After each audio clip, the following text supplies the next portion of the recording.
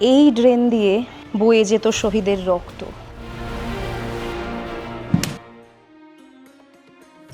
আজ 15ই আগস্ট, চারিদিকের এই উৎসবের আলোয় আপনি কি শুনতে পাচ্ছেন এই দেওয়ালগুলোর নীরব কান্না? ঠিক 3 দিন আগে এক নিস্তব্ধ দুপুরে আমি হারিয়ে গিয়েছিলাম কলকাতার বুকে লুকিয়ে থাকা এক টাইম মেশিনে। Alipore jail museum. আজ এখানে ঘুরতে ঘুরতে সেই বিপ্লবীদের কথা হবে যারা হাসতে হাসতে মৃত্যুর মুখোমুখি দাঁড়িয়েছেন শুধু আমাদের একটা মুক্ত সকাল উপহার দেবেন বলে। ট্রাভেল ভাইবস বাই সঙ্গীতার আজকের এই এপিসোড আমাদের বীর বিপ্লবীদের চরণে এক বিনম্র শ্রদ্ধাঞ্জলি। আজ 12ই আগস্ট, 11:30 বাজে বেরিয়ে পড়েছি বাড়ি থেকে। খুব স্পেশাল একটা জায়গায় আপনাদের নিয়ে যাব। অন্যান্য দিনের তুলনায় আজকের এই ট্রিপটা কিন্তু একদম আলাদা। আমাদের ইতিহাসের বিশাল বড় একটা অধ্যায় নিয়ে আমরা আজ আলোচনা করব, আপনাদের ঘুরে দেখাবো। চলুন যেতে যেতে গল্পটা বলি। প্রথমেই বলে দিই কিভাবে পৌঁছবেন আলিপুর জেল মিউজিয়ামে। যদি মেট্রোয় আসতে চান তাহলে সবথেকে কাছের মেট্রো স্টেশন হলো যতীন দাস পার্ক বা নেতাজি ভবন। সেখান থেকে অটো পেয়ে যাবেন। শিয়ালদা স্টেশন বা হাওড়া স্টেশন থেকে আলিপুর চিড়িয়াখানা যাওয়ার যে কোনো বাসে উঠে এখানে নামতে পারেন। মিনিট 5 হাঁটলেই পৌঁছে যাবেন। গাড়ি নিয়েও যেতে পারেন। গাড়ি পার্কিংয়ের যথেষ্ট ভালো ব্যবস্থা রয়েছে।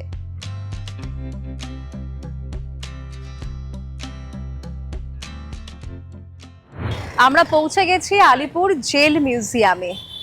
ভেতরে যাব, পুরো জায়গাটা আপনাদের সুন্দর করে ঘুরে দেখাবো, আর ইতিহাসগুলো নিয়েও কিন্তু আজ কথা হবে।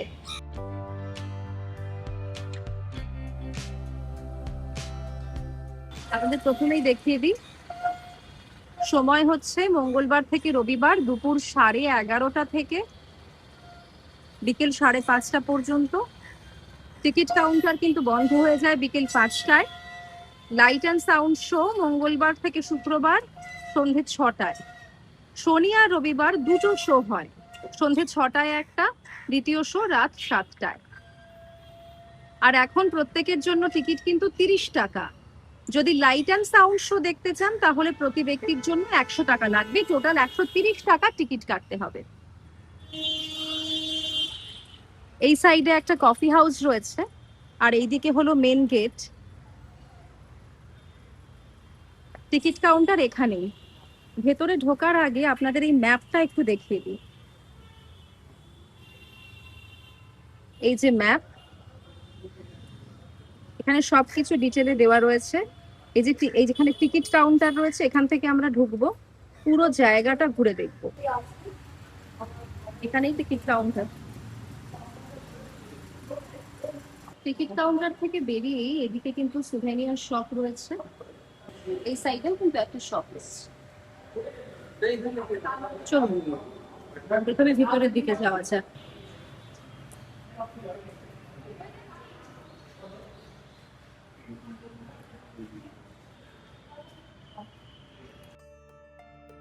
আজ থেকে ঠিক 120 বছর আগে 1906 সাল। এই যে শান্ত দেওয়ালগুলো আজ দেখছেন, ব্রিটিশ আমলে এর পরিবেশ একদম আলাদা ছিল। চারিদিকে শুধু বুটের আওয়াজ, চাবুকের শব্দ আর লোহার শিকলের ঝনঝনানি। এক ভয়ঙ্কর উদ্দেশ্য নিয়ে আলিপুর সেন্ট্রাল জেল তৈরি করেছিল ব্রিটিশ। বাংলার বুকে জ্বলতে থাকা স্বাধীনতার আগুনকে চিরতরে নিভিয়ে দেওয়ার চেষ্টা। ভারতীয় স্বাধীনতা সংগ্রামীদের উপর অমানবিক নির্যাতন চালিয়ে তাদের মনোবল ভেঙে দেওয়ার জন্য এক ভয়ঙ্কর জেল। প্রথমে ঢুকেই ডান হাতে দেখতে পাবেন শহীদ স্মৃতিস্তম্ভ। অত্যন্ত গুরুত্বপূর্ণ এই জায়গা। যে স্বাধীনতা সংগ্রামীরা ফাঁসির মঞ্চে কিংবা অমানুষিক অত্যাচারের শিকার হয়ে অথবা অসুস্থ হয়ে এই বন্দিশালায় মৃত্যুবরণ করেছেন এবং কেউ কেউ আত্মহননের পথ বেছে নিয়েছেন, তাদের স্মৃতিস্তম্ভের মাধ্যমে স্মরণ করা হচ্ছে। যারা দেশের জন্য এইভাবে আত্মোৎসর্গ করলেন তাদের নাম খোদাই করে এই স্মৃতিস্তম্ভটি নির্মাণ করা হয়েছে। এই হলো সেই স্মৃতিস্তম্ভ, শহীদ স্মৃতিস্তম্ভ।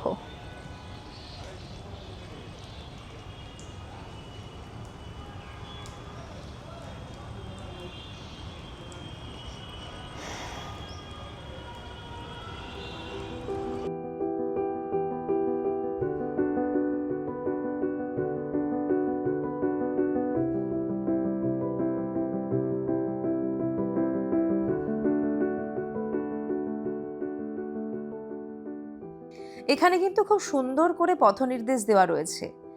অনেকটা বড় জায়গা, প্রায় 15 একর, তাই ঠিকঠাক জুতো পরে আসবেন, অনেকটা হাঁটতে হবে। আলিপুর সেন্ট্রাল জেল প্রায় 113 বছর সচল ছিল। 2019 সালে এখানকার সমস্ত কয়েদিদের বারুইপুর সেন্ট্রাল জেলে স্থানান্তরিত করা হয়। আর তারপর 2022 সালের 21শে সেপ্টেম্বর সাধারণ মানুষের জন্য খুলে দেওয়া হয় এই জেল মিউজিয়ামের দরজা।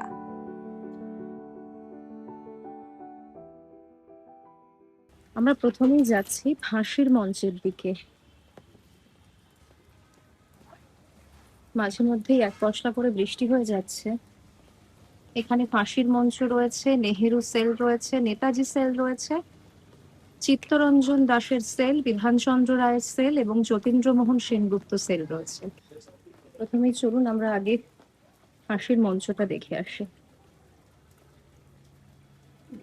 সব থেকে গা ছমছমে জায়গা।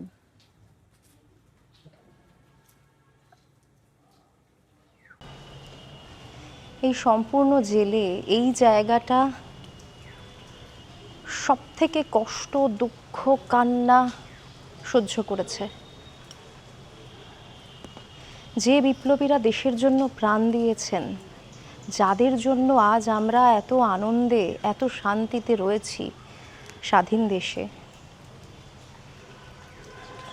তাদের হাহাকার রয়েছে এখানে। দেখুন একবার, ডিটেলে বলছি আমি। আলিপুর বোমা মামলা চলাকালীন জেলের ভিতরই ব্রিটিশদের প্রধান গুপ্তচর আর রাজসাক্ষী নরেন গোসাইকে তাড়া করে গুলি করে মেরেছিলেন কানাইলাল দত্ত এবং সত্যেন্দ্রনাথ বসু। কানাইলালকে যখন ফাঁসির মঞ্চে আনা হয় তখন তিনি শান্ত, মুখে হাসি। তা দেখে একেবারে কেঁপে গিয়েছিল ব্রিটিশ প্রশাসন।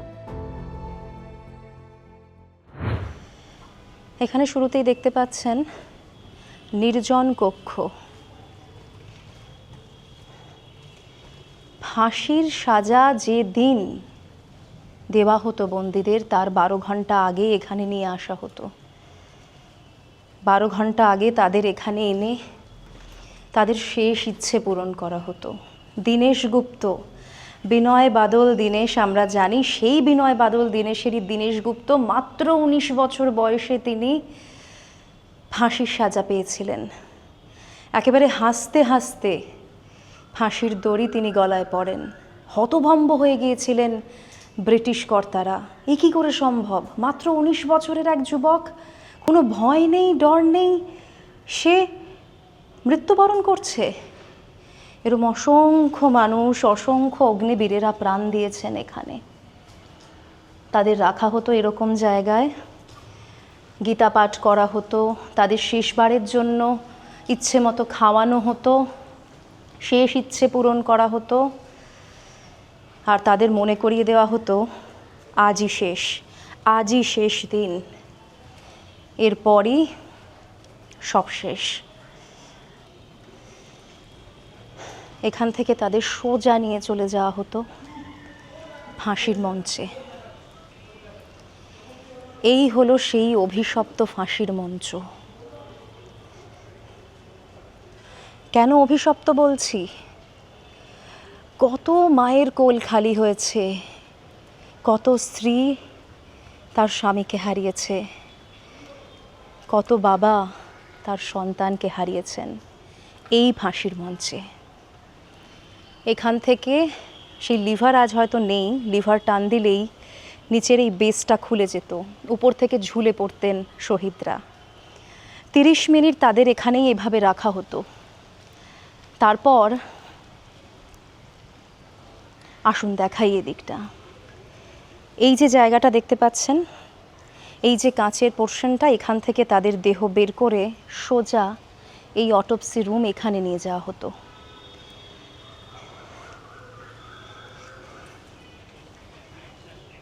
অনেকেই মারা যেতেন, অটোপসি করা হতো তাদের, কিন্তু যারা মারা যেতেন না এখানে তাদের ফেলে রাখা হতো হাত পায়ের শিরা কেটে দিয়ে, আর এই ড্রেন দিয়ে বয়ে যেত শহীদের রক্ত। কি ভয়ঙ্কর, কি নির্মম!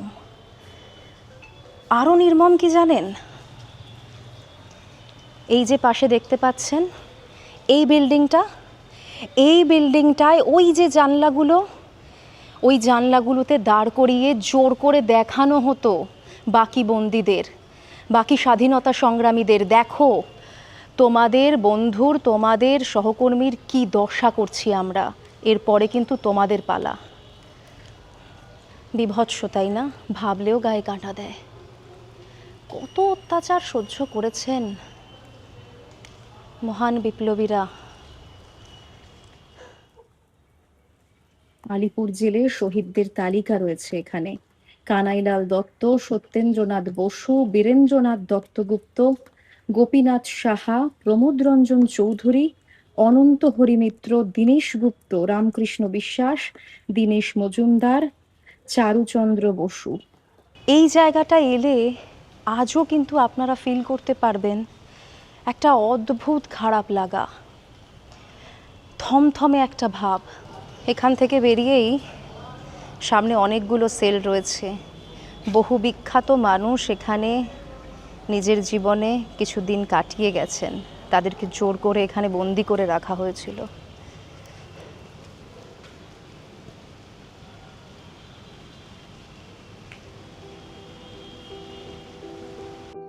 এটা সলিটারি কনফাইনমেন্ট বা একাকী কারাকক্ষ।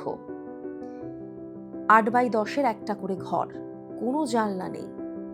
এমন একটা সেলে এক একজন বন্দীকে রাখা হতো।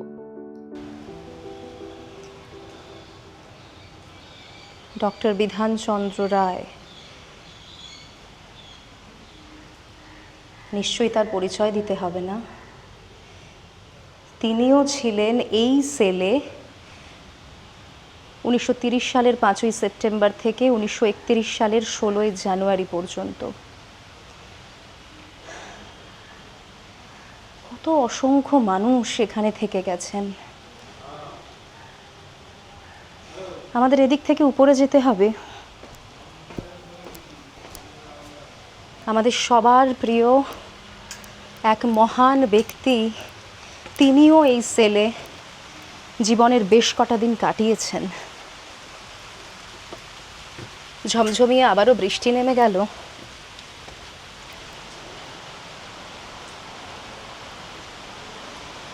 এই সেই বিখ্যাত সেল। দেখুন তো চিনতে পারেন কিনা। একদম ঠিক, নেতাজি সুভাষচন্দ্র বোস।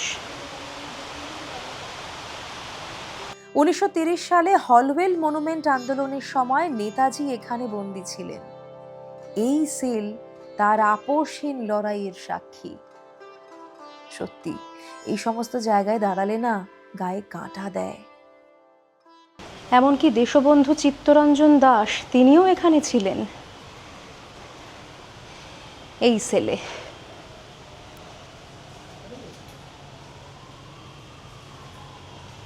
কি স্মৃতি!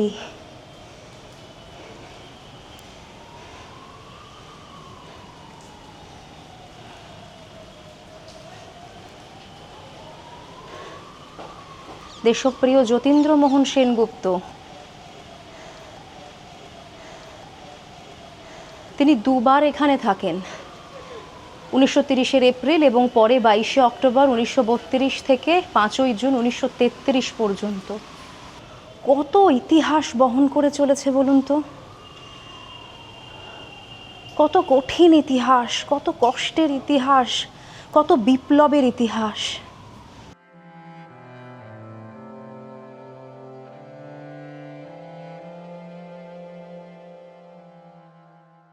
এখান থেকে বেরিয়ে এই যে দেখুন অ্যারোটা রয়েছে, নেহেরু সেল। এই দিকে গেলে আমরা নেহেরু সেলে পৌঁছবো। জওহরলাল নেহেরু এখানে অনেক দিন বন্দী ছিলেন, তখন ইন্দিরা গান্ধী তার সঙ্গে দেখা করার জন্য আসতেন। এখন সেই জায়গাটাতেই যাচ্ছি আমরা। নেহেরু মিউজিয়ামে যাওয়ার পথে এখানে একটা আর্ট স্টুডিও রয়েছে, আর্ট গ্যালারি।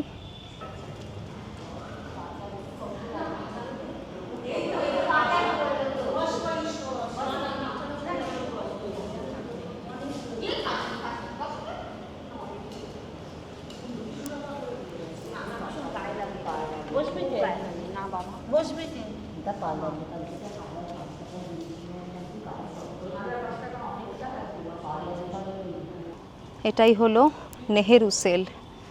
চলুন ভিতরে যাওয়া যাক, অনেকে আছেন এখন। এই সেলেই কিন্তু বন্দি রাখা হয়েছিল জওহরলাল নেহেরুকে।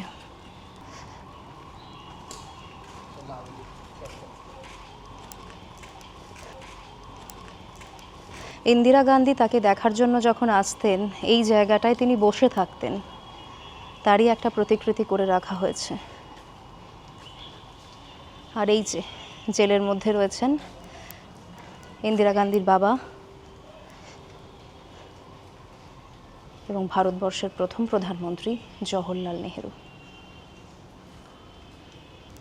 কে থাকেননি এই জেলে, ভাবলে কেমন লাগে না? কত বিখ্যাত বিখ্যাত মানুষ এই জেলে বন্দি থেকেছেন। ব্রিটিশ সরকারের অত্যাচারের একটা অদ্ভুত জায়গা ছিল এই জেল। একটা সময় এটা ছিল গুদাম ঘর, এখন লাইব্রেরি আর সেমিনার হল। বন্ধ রয়েছে এখন।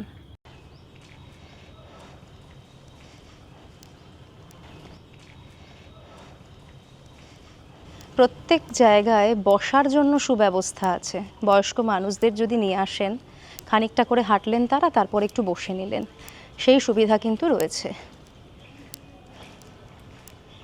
এই যে সামনে আমরা দেখতে পাচ্ছি প্রেজেন্ট লাইফ ইন দ্য আন্দামানস, দ্বীপান্তরের বন্দি জীবন। এবং অ্যাকচুয়ালি এটা একটা ওয়াচ টাওয়ার। এই ওয়াচ টাওয়ারের উপর থেকে পুরো সেলে কিন্তু নজর রাখতো ব্রিটিশ সরকারের সৈন্যরা। আচ্ছা, এই দিকটা দেখে নিন, এখানে কিন্তু শৌচালয় রয়েছে, ওয়াশরুম রয়েছে এই পাশে, আপনারা চাইলে যেতে পারেন। এদিকে সেলের আরও কিছু অংশ রয়েছে, আমরা যাব। তার আগে দ্বীপান্তরের বন্দি জীবন কেমন ছিল সেটা একবার দেখে আসি। এই সিঁড়ি দিয়ে উঠতে হবে ওপরে। এই দেখুন লেখা রয়েছে এখানে, এটা হলো ওয়াচ টাওয়ার। এই যে আগে এটা ছিল ওয়াচ টাওয়ার। এই ওয়াচ টাওয়ারের উপর থেকেই কিন্তু বন্দীদের উপর নজর রাখা হতো। আর এখন এখানে প্রেজেন্ট লাইফ ইন আন্দামানস, আন্দামানে সেলুলার জেলে ঠিক কীভাবে বন্দীদের উপর অত্যাচার করা হতো তার খানিকটা নিদর্শন রাখা হয়েছে।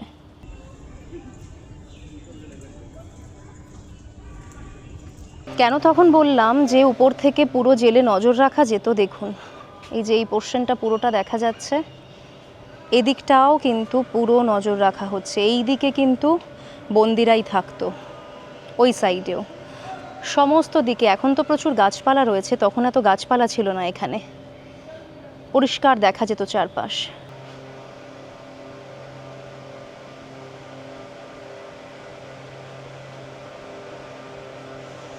দেখুন কাদের ছবি রয়েছে এখানে, বীরেন্দ্র কুমার ঘোষ, উল্লাসকর দত্ত, হেমেন্দ্রচন্দ্র কানুনগো, কত বিখ্যাত মানুষ। এনাদের গল্প একটু বলি তাহলে আপনাদের।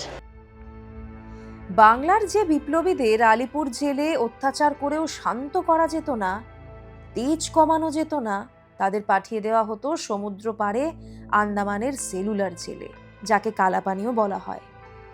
চারিদিকে সীমাহীন সমুদ্র, কোনো চেনা মুখ নেই, তার মধ্যে চলছে অমানসিক অত্যাচার, যেন এক জীবন্ত নরক। চাবুকের মার তো ছিলই, গরুর বদলে সেখানে বিপ্লবীদের দিয়ে তেলের ঘানি টানানো হতো, হাত পা বেঁধে দিনের পর দিন দাঁড় করিয়ে রাখা হতো, এমনকি ইলেকট্রিক শক অবধি দেওয়া হয়েছে। ভয়ঙ্কর সব অত্যাচার। আমরা এই যুগে দাঁড়িয়ে ভাবতেও পারবো না। আজ প্রচণ্ড গরম পড়েছে জানেন তো, মাঝে মধ্যেই ঝমঝমিয়ে বৃষ্টি হচ্ছে, কিন্তু বড্ড গরম, ভ্যাপসা একটা গরম রয়েছে, একেবারে সেদ্ধ হয়ে যাচ্ছি ঘেমে ঘেমে। তবে ভীষণ ভালো লাগছে। জাস্ট একটা পডকাস্ট শ্যুট হয়েছে এই সাবজেক্টের উপরই, তারপরেই এই শ্যুটটা করতে এসেছি, আলাদাই অনুভূতি হচ্ছে। এখানে যে কত অত্যাচার করা হতো আমাদের বীর স্বাধীনতা সংগ্রামীদের উপর, তা বলে বোঝানো যাবে না। দেখতে পাচ্ছেন তো, এভাবে অভিনব অভিনব স্টাইলে তাদের উপর অত্যাচার করা হতো। তারা মুখ বুঝে সহ্য করতেন, তবু তারা মুখ খুলতেন না। মন্ত্রগুপ্তি। এখানে পরপর অনেকগুলো সেল রয়েছে, এবার চলুন সেখানে নিয়ে যাই আপনাদের। প্রত্যেকটা জায়গার এক একটা ইতিহাস।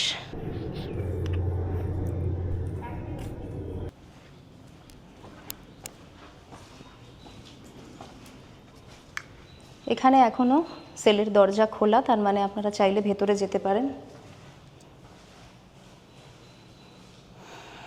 ওই উপর থেকে একটু আলো আসতো, আর এই সেলের মধ্যে বন্দি থাকতেন স্বাধীনতা সংগ্রামীরা।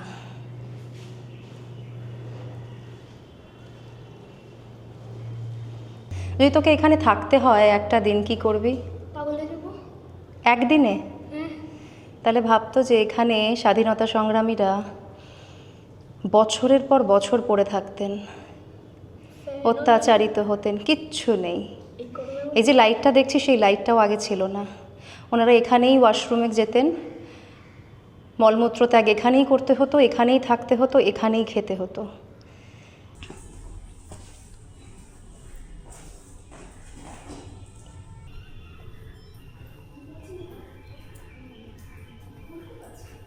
বোনকে জিজ্ঞেস করছিলাম এই সেলের মধ্যে একটা দিন কাটাতে পারবে কি না, ও বলছে ফ্যান নেই। তাহলে ভাবুন, আমাদের বীর বিপ্লবীরা এই সমস্ত জায়গাতে, আলো বাতাসও খুব কম, কেননা সব বন্ধ থাকতো, ফ্যান তো দূরস্থ, তখন ছিলই না। কিভাবে থাকতেন, কিভাবে দিনের পর দিন বন্দি থাকতেন, চুপ করে থাকতেন, অত্যাচারিত হতেন, ভাবলেও কেমন লাগে, তাই না?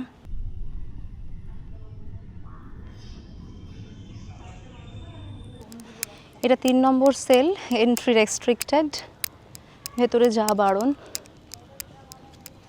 আর ঠিক পাশেই পুলিশ মিউজিয়াম রয়েছে, 4 নম্বর সেল রয়েছে। এখানে বিভিন্ন জিনিসপত্র রয়েছে, দেখুন লেখা রয়েছে। মিউজিয়ামের এই অংশটি এপিসি রায় রোডে অবস্থিত কলকাতা পুলিশের সুবৃহৎ কলকাতা পুলিশ মিউজিয়ামের থেকে এখানে স্থানান্তর করা হয়েছে, যাতে ওই ঐতিহাসিক সামগ্রীগুলো আলিপুর মিউজিয়ামের অংশ হয়ে উঠতে পারে। চলুন ভেতরে দেখে আসি। কি বিশাল স্ট্রাকচার, তাই না? ব্রিটিশদের তৈরি স্থাপত্যগুলো কিন্তু সত্যি ইউনিক। কিংসফোর্ডকে বই বোমা পাঠানো হয়েছিল, এরও কিন্তু পিছনে ছিলেন উল্লাসকর দত্ত। দেখুন কোথায় কি অস্ত্র ব্যবহৃত হয়েছে, এই উপরে ঘটনা, নিচে অস্ত্র। এই সেই মুরারি পুকুরের বাড়ি যেখানে বোম বানানো হতো। আলিপুর কনস্পিরেসি কেস 1908, ঋষি অরবিন্দ, এই বোম দেখেছেন?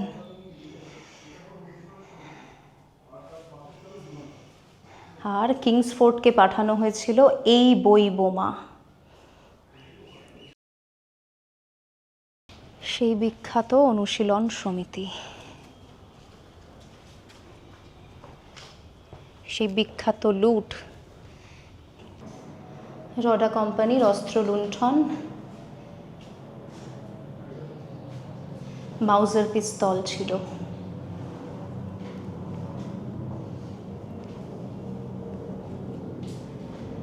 বিখ্যাত অনুশীলন সমিতি।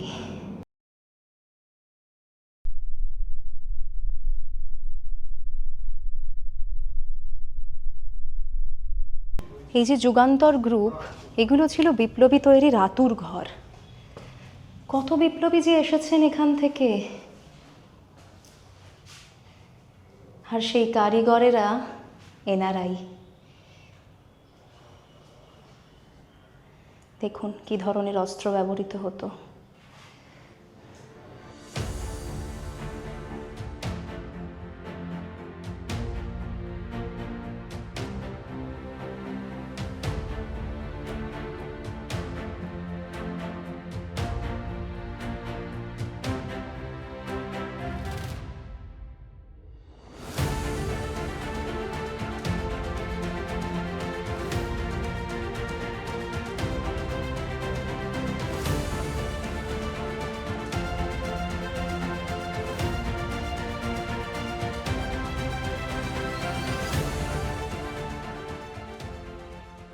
আমাদের বীর বিপ্লবীরা যখন স্বাধীনতার সংগ্রাম করছেন, তাদের কাছে কিন্তু অস্ত্রের যোগান বেশি থাকতো না।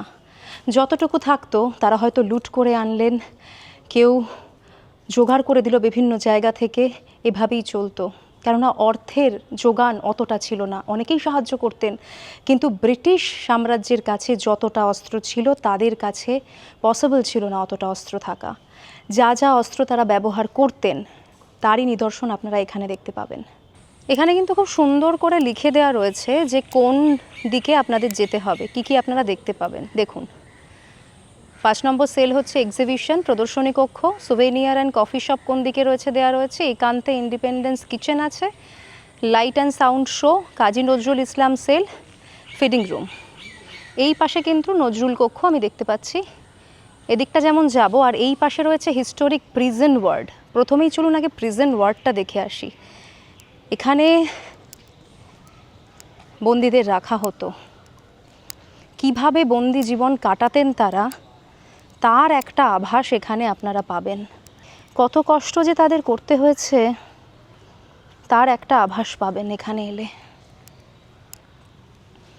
এদিকে একটা বিল্ডিং রয়েছে আর ওই সাইডে একটা বিল্ডিং। চলুন এদিক থেকেই শুরু করা যাক।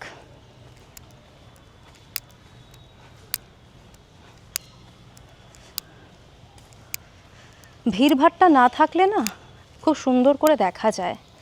পারলে যদি কখনো ছুটি পান উইকডেজে আসবেন, উইকেন্ডে এলে কিন্তু বড্ড ভিড় থাকে এখানে। এখানে একা এলে গা ছমছম করবে, কেউ কোথাও নেই।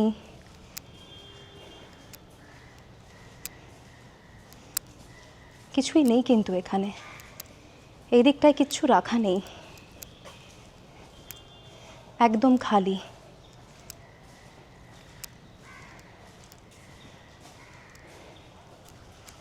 এখানে বন্দীদের রাখা হতো একসঙ্গে অনেকজনকে। প্রত্যেকটা জায়গা কিন্তু খুব সুন্দর করে সাজানো রয়েছে, দেখেছেন কত গাছপালা লাগানো হয়েছে, সত্যিই পরিপাটি করে রাখার চেষ্টা হয়েছে। এই সেই জায়গা,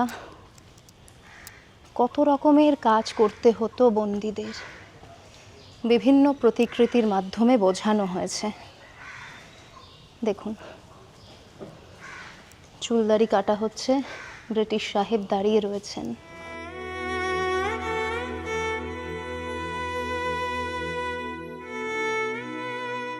এই জায়গাটায় একা এলে কিন্তু একটু অস্বস্তি হতে পারে।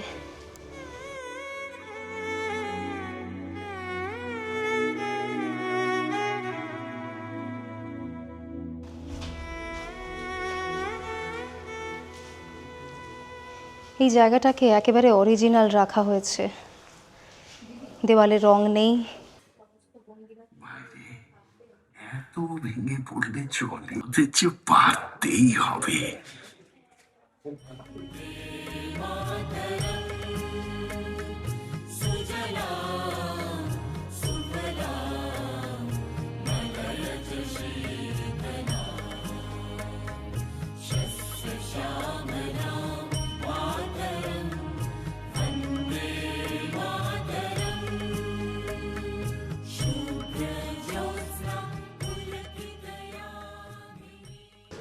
এই জায়গাটায় কিন্তু ইচ্ছে করেই কোনো রং করা হয়নি, সেই পুরনো সময়কার মতোই রাখা হয়েছে। সমস্ত কাজ করছেন সব বন্দিরা।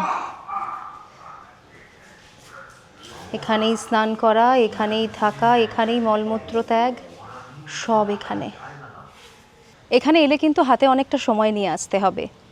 বেশ বড় জায়গা, আর অনেক কিছু দেখার রয়েছে। যদি খুঁটিয়ে খুঁটিয়ে দেখতে চান তাহলে অনেকটা সময় লাগবে, 4-5 ঘন্টা সময় তো মিনিমাম লাগবে। যদি বয়স্কদের সঙ্গে করে নিয়ে আসেন তাদেরও খুব বেশি অসুবিধা হবে না, কেননা এখানে ভেতরে তো ওয়াশরুমও রয়েছে এবং বসার জায়গা রয়েছে খানিকটা পরপর। এটা আমার ভালো লাগলো। এই যে এখানে পানীয় জলের ব্যবস্থা রয়েছে, অনেকেই এখান থেকে জল নিচ্ছেন, জল খাচ্ছেন। ফিডিং রুমও কিন্তু এখানে রয়েছে, যদি মায়েরা সন্তানদের নিয়ে আসেন তারা এখানে তাদের ফিড করাতেও পারবেন। এটাও ফিডিং রুম।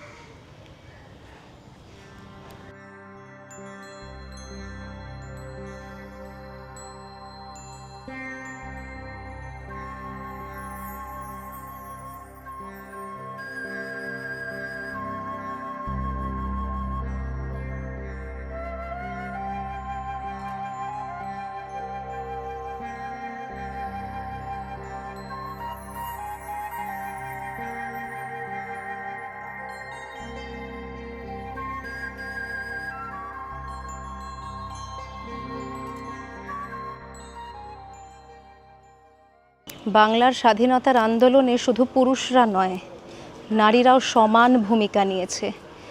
অবাক লাগে ভাবলে, তাই না? সেই যুগে যখন মহিলারা ঘর থেকে বেরোতেন না, তখন এভাবে অস্ত্র হাতে ব্রিটিশ সেনার মুখোমুখি দাঁড়িয়েছেন বাংলার বীরাঙ্গনারা। 70 মাতঙ্গিনী হাজরা, পুলিশের গুলি খেয়েও যিনি দেশ স্বাধীন করার পথে এগিয়ে গেছেন, দেশের পতাকাকে মাটিতে পড়তে দেননি। এখানে মা দুর্গার বেশ কটা মূর্তি দেখতে পেলাম আসার সময়, চলুন একবার দেখে আসি।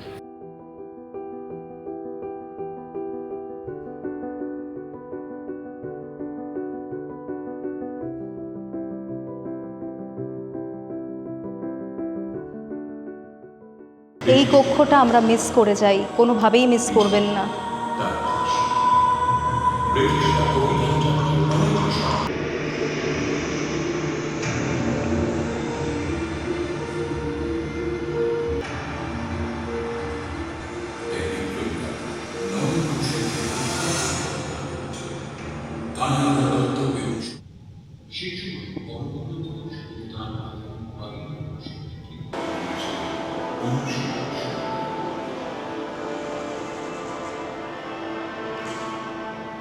যুবকেরা এখানে শরীর চর্চা অনুশীলন করে।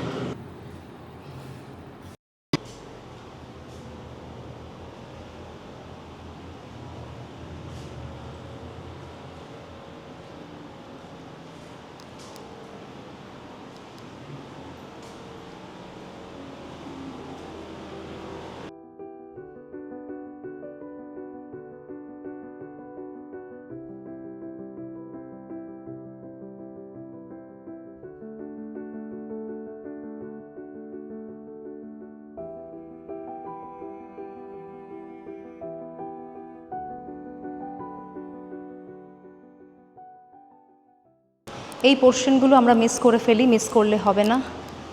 প্রদর্শনী হলের ভেতরে অনেক কিছু রয়েছে, যারা জানতে চান তাদের জন্য আইডিয়াল।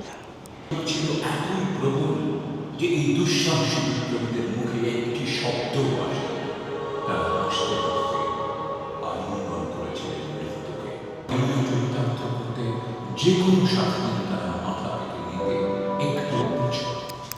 কতগুলো স্টল, সেখানে খাওয়া দাওয়ার ব্যবস্থা। এগুলো কিন্তু পাশে জেলই রয়েছে। এই যে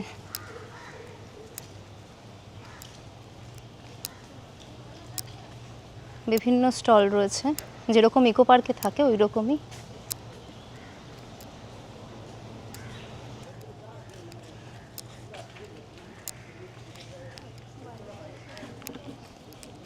সত্যি কথা বলতে আমার দেখে কিন্তু খুব একটা পরিষ্কার পরিচ্ছন্ন মনে হলো না।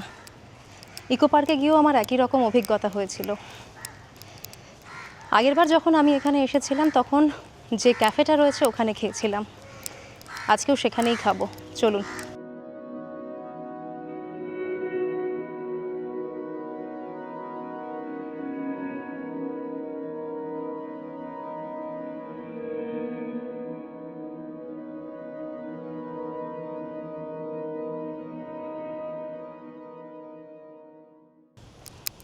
এটা জেলের একটা অন্য সাইড দিয়ে আমরা বেরোচ্ছি। এক্সিট লেখা ছিল।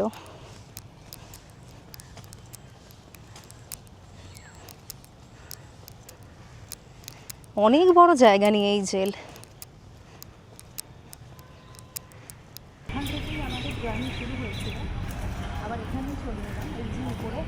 এখান থেকেই আমাদের জার্নি শুরু হয়েছিল, আবার এখানেই চলে এলাম। এই যে উপরে ক্যাফেতে যাব।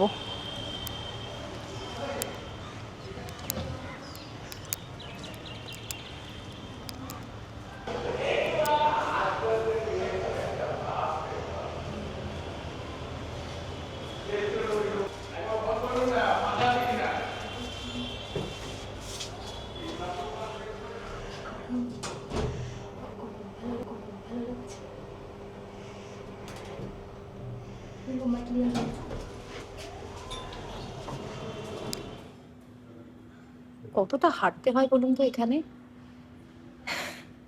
আমরা 12টার দিকে ঢুকেছিলাম, এখন প্রায় 3:30 বাজে। লাঞ্চ সারবো, তারপর যদি বৃষ্টি না হয় তাহলে লাইট অ্যান্ড সাউন্ডের একটা শো হয়, সেটা দেখবো।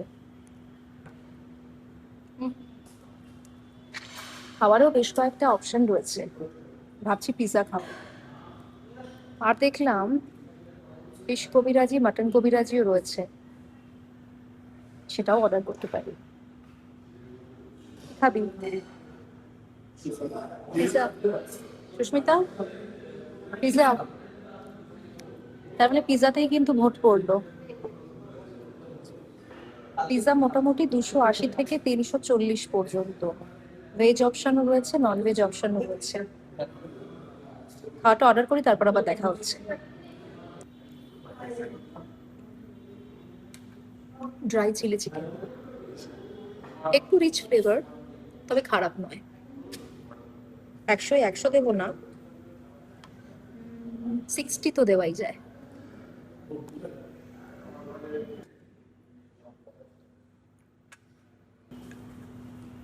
পিৎজাটা দেখে কিন্তু দারুণ লাগছে, অনেস্টলি। চিলি ফ্লেক্স দেব না।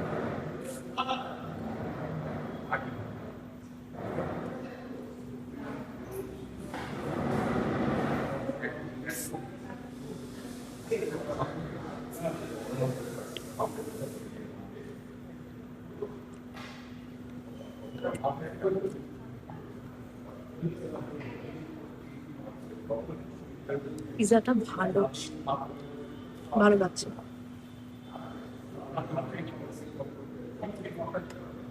একেবারে মুষলধারে বৃষ্টি নেমেছে। ভাগ্যিস আমরা লাঞ্চ করতে চলে এসেছিলাম এই সময়, একেবারে ভিজে যেতাম না হলে। কি বৃষ্টি! আওয়াজ শুনেছেন? কি অদ্ভুত লাগছে, তাই না? উপর থেকে দেখে অদ্ভুত একটা নস্টালজিয়া কাজ করছে। খাওয়া দাওয়া ভালোই হলো, চলুন এবার বাকি অংশটা ঘুরে দেখি।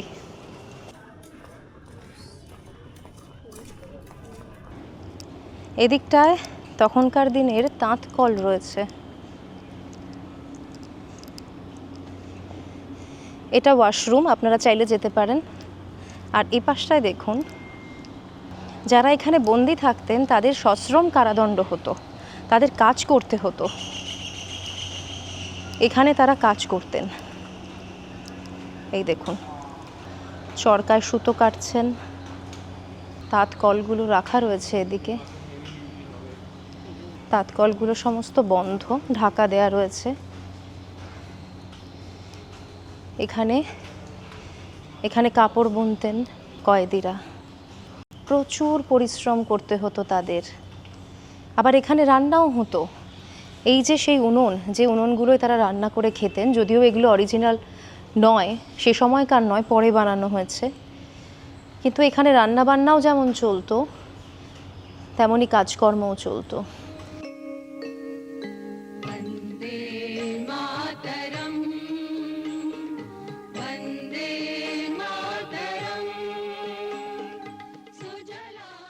আবার ঝমঝমিয়ে বৃষ্টি নেমে গেল। মনটা খারাপ হয়ে যাচ্ছে। ভেবেছিলাম লাইট অ্যান্ড সাউন্ডের শোটা দেখব, কিন্তু এই ওয়েদার থাকলে সেটা হবে না। এখানে কিন্তু লাইট অ্যান্ড সাউন্ডের যে শোটা হয়, বৃষ্টি হলে বা ওয়েদার মেঘলা থাকলে সেটা ক্যান্সেল হয়ে যায়।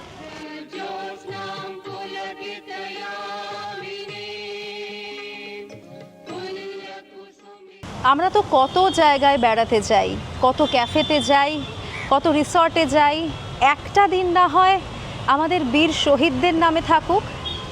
যে কোনো একটা দিন পারলে বাড়ির কচিকাচাদের নিয়ে এখানে চলে আসুন, তাদের জানতে দিন আমাদের ইতিহাস কতটা গৌরবের, কত কষ্ট করেছেন শহীদরা, তাই আজ আমরা এই স্বাধীনতা উপভোগ করছি। সবাই ভালো থাকবেন, আবার দেখা হবে নতুন কোনো জায়গা থেকে নতুন কোনো এপিসোডে। সবাই কাছ থেকে এখানেই বিদায় নিচ্ছি। বন্দে মাতরম।